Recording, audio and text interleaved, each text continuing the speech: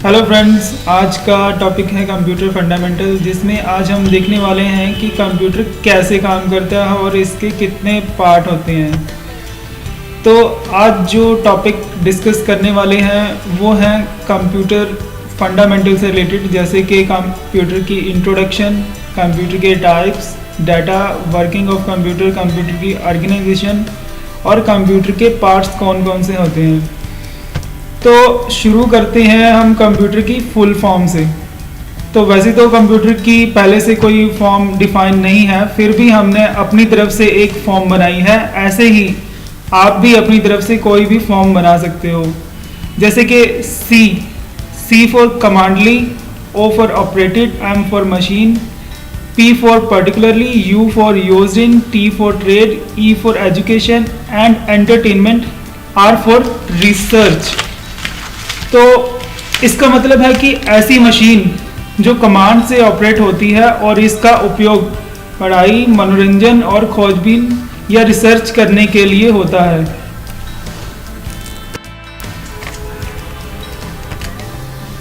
तो चलिए शुरू करते हैं कंप्यूटर की इंट्रोडक्शन से। कंप्यूटर का आविष्कार 19th सेंचुरी में चार्ल्स बेबेज द्वारा किया गया था। इन्हें कंप्यूटर का फादर भी कहा जाता है। कंप्यूटर वर्ड आया है कंप्यूट नाम के शब्द से, जिसका मतलब होता है गणना करना या कैलकुलेशन करना, क्योंकि कंप्यूटर बड़ी बड़ी कैलकुलेशन आसानी से कर देता है। तो ये थी इसकी इंट्रोडक्शन। कंप्यूटर के टाइप या प्रकार किस तरह के होते हैं, तो दो प्रकार का होता है कंप्यूटर, जैसे कि एक डेस्कटॉप और एक लैपटॉप कंप्यूटर। डेस्कटॉप कंप्यूटर में सीपीयू, मॉनिटर, कीबोर्ड और माउस सभी अलग अलग होते हैं। लैपटॉप में सभी डिवाइस कॉम्पैक्ट शेप में होते हैं। इसमें कीबोर्ड, माउस, स्क्रीन और स्पीकर एक साथ ही अटैच होते हैं। ज़रूरत पड़ने पर लैपटॉप के साथ अलग से और डिवाइस भी जोड़े जा सकते हैं। देखिए, कंप्यूटर के बारे में जानते हुए हमें डाटा के बारे में भी पता होना चाहिए। यह एक अहम भूमिका निभाते हैं कंप्यूटर में काम करते हुए। यह दो प्रकार के होते हैं। पहला आता है टेक्स्ट डाटा और दूसरा है ग्राफिक डाटा। जैसे कि आप देख पा रहे हैं कि टेक्स्ट में सभी अल्फ़ाबेट और नंबर्स आती हैं, जबकि ग्राफिक्स में फ़ोटो, वीडियो, गेम्स आदि आते हैं। अगर हम डाटा की बात कर रहे हैं तो हमें इसके प्रोसेस के बारे में भी पता होना चाहिए कि कंप्यूटर कैसे काम करता है या डाटा का प्रोसेस कैसे होता है। डाटा की प्रक्रिया को हम तीन भागों में बांट सकते हैं। पहला, यूजर से रॉ डाटा लेना। दूसरा, सीपीयू द्वारा उसे प्रोसेस करना या रिजल्ट निकालना। तीसरा, आए हुए रिजल्ट को आउटपुट डिवाइस पर सेंड करना। आइए इस चार्ट से समझने की कोशिश करते हैं। जब हम कंप्यूटर में इनपुट डिवाइस से डाटा इनपुट करते हैं, जैसे कीबोर्ड, माउस आदि, इनपुट होने के बाद डाटा स्टोरेज यूनिट में जाता है, जहां यह स्टोर होता है। स्टोर होने के बाद अगर इसमें कोई कैलकुलेशन है तो वह ALU यानी अर्थमेटिक लॉजिक यूनिट में जाता है। ALU उसे कैलकुलेट करके वापस स्टोरेज यूनिट में भेजता है और वहीं से कंट्रोल यूनिट हमारे रिजल्ट को आउटपुट डिवाइस पर सेंड करता है। कंट्रोल यूनिट का काम होता है कंप्यूटर के सभी पार्ट्स को कंट्रोल करना। चलिए अब हम देखते हैं कंप्यूटर की संरचना को या ऑर्गेनाइजेशन को।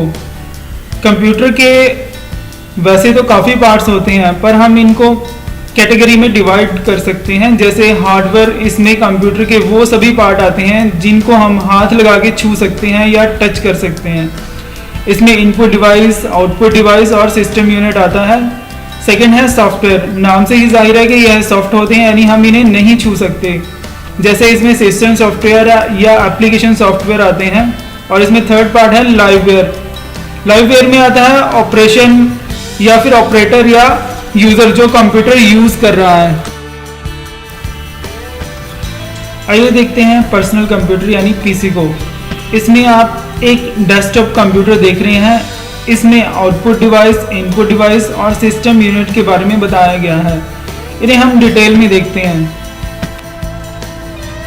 सबसे पहले डिस्कस करते हैं हम इनपुट डिवाइस को, जिसमें सबसे पहले आता है कीबोर्ड। कीबोर्ड कंप्यूटर का सबसे इम्पॉर्टेंट पार्ट है।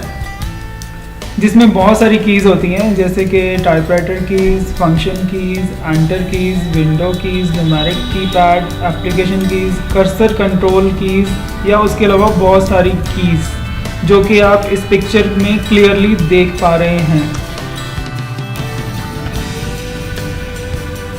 हम इसमें नेक्स्ट देखते हैं इनपुट डिवाइसेस के अंदर माउस को। माउस भी एक इनपुट डिवाइस है। इस पर दो बटन होते हैं, left and right button. Left button पर प्रेस करके हम ज़्यादातर एप्लीकेशन चलाते हैं, पर राइट बटन से हम पॉपअप मेनू खोल के कहीं भी किसी भी खुले प्रोग्राम से रिलेटेड कॉमन कमांड्स यूज़ कर सकते हैं। इसमें एक स्क्रॉल का बटन होता है जो कि सेंटर में लगा होता है, जिससे हम पेज को अप एंड डाउन या ऊपर या नीचे भी कर सकते हैं। नेक्स्ट इनपुट डिवाइस के अंदर आता है track ball.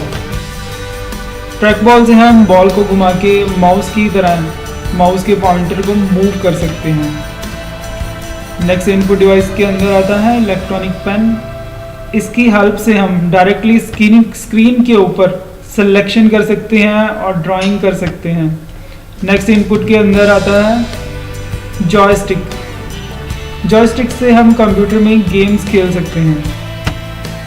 Next input device के अंदर हमारा नेक्स्ट डिवाइस आता है टच स्क्रीन। टच स्क्रीन से हम स्क्रीन पर फिंगर से टच करके सभी काम कर सकते हैं, जैसे कि आजकल टच फ़ोन से हम स्क्रीन पर टच करके कोई भी प्रोग्राम चला सकते हैं। नेक्स्ट इनपुट डिवाइस के अंदर आता है स्कैनर। यह भी एक इनपुट डिवाइस होता है जिसके यूज़ से हम फ़ोटोज़ या टेक्स्ट स्कैन करके कंप्यूटर में स्टोर करके रख सकते हैं। इनमें दो तरह के स्कैनर आते हैं, एक फ्लैट बेड स्कैनर होता है और एक हैंडी स्कैनर होता है। चलिए आगे देखते हैं इनपुट डिवाइसेस के अंदर OCR। OCR यानी कि ऑप्टिकल कैरेक्टर रिकग्निशन। इसके ज़रिए हम किसी भी पेज या टेक्स्ट को स्कैन कर सकते हैं और उसे फ़ोटोज़ या टेक्स्ट के रूप में स्टोर करके कंप्यूटर पे रख सकते हैं। इनपुट डिवाइस में हमारा नेक्स्ट डिवाइस है OMR यानी कि optical mark reader.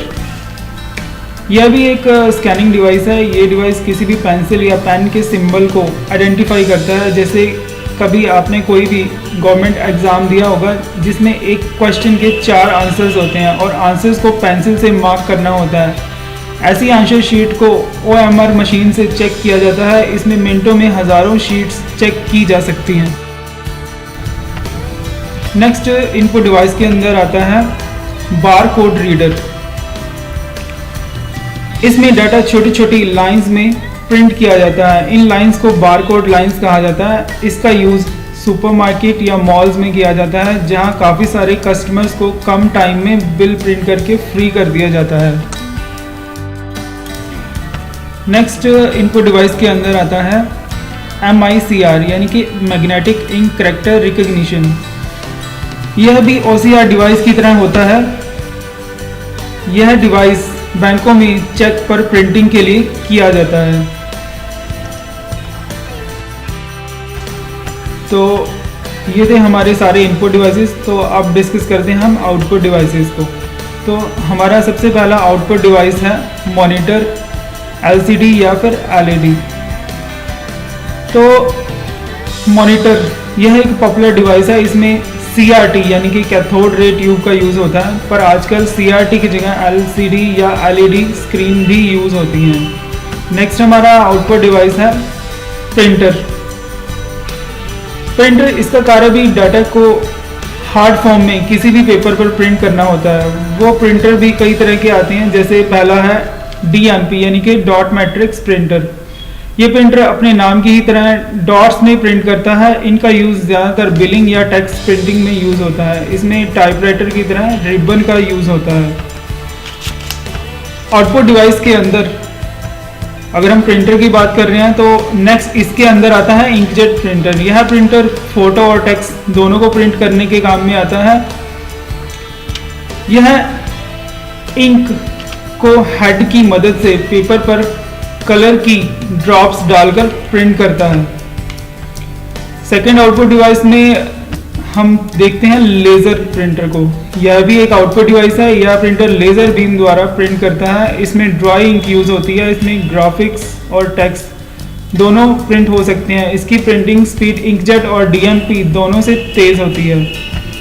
Next output device में आती हैं ऑफसेट प्रिंटर्स या फिर प्लॉटर्स। यह भी एक प्रकार के प्रिंटर होते हैं जो कि प्रोफेशनल प्रिंटिंग में यूज़ होते हैं। इसमें बड़ी बड़ी प्रिंटिंग निकाली जाती है। इनमें बैनर प्रिंटिंग और स्टिकर कटिंग आदि किए जाते हैं।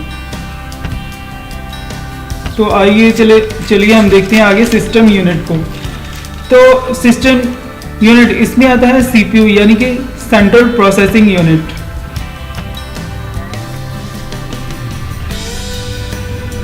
इसे कंप्यूटर का ब्रेन भी कहा जाता है। इसके पार्ट्स कुछ इस प्रकार हैं, जैसे कि motherboard, processor, RAM, hard disk drive, CD, DVD ROM, floppy disk drive, expansion cards. आइए हम CPU के अंदर चलकर देखते हैं कि ये पार्ट CPU के अंदर कैसे लगे होते हैं और कैसे दिखाई देते हैं। जैसे कि पावर सप्लाई आप देख पा रहे हैं, इसमें पावर सप्लाई है, कूलिंग फैन है, ग्राफिक कार्ड लगा हुआ है, CMS सेल है जो कि डेट और टाइम को स्टोर करता है। इसमें CD, DVD, CPU फैन है, केबल्स है, हार्ड डिस्क ड्राइव है, मदरबोर्ड, ROM रोम यानी कि read only memory, cooling fans हैं।